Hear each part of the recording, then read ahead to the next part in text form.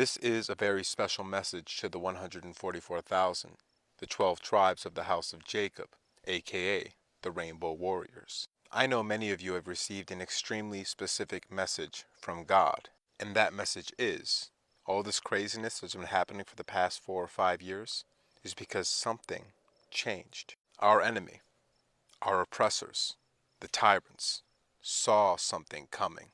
They saw the writing on the wall. This whole reality turned into a literal dream.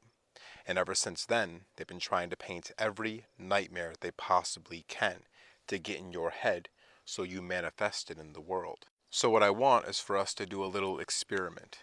I want us to pretend as if the world is literally a dream, as if we're lucid dreaming in reality. And I want you to wake up believing this deeply and then lucid dreaming the world that you want to see. The number one thing you're going to have to do to maintain the state of mind necessary is to flee from Babylon. And what is Babylon first and foremost? It's a state of mind. It is fear. It is hate. It is murder in our hearts. It is depression. It is grief. It is sadness. And where does it come from? Well, mostly the media, and then people who have been infected and possessed by that media.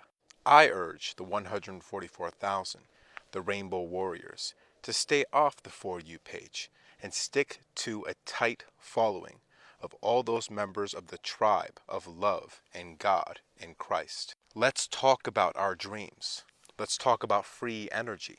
Let's talk about no more homeless people or hungry people. Let's talk about sound frequency healing instead of hospitals who give us medication and cut things out of our bodies. Let's talk about shamanic therapy and healing instead of psychologists and psychiatrists that try to tell us that there's something inherently wrong with us, that we have some genetic disposition to being sad. It has nothing to do with the world being in a terrible state right now. We're just meant to be sad. Here's some medication to numb you so you don't think about it anymore. Let us talk about health and wellness and love between brothers and sisters of Christ.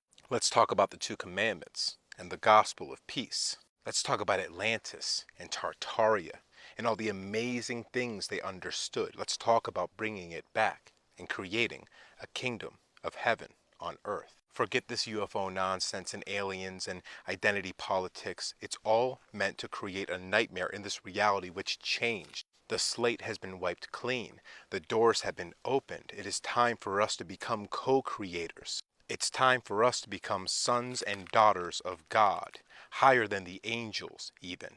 It's time to take the world back.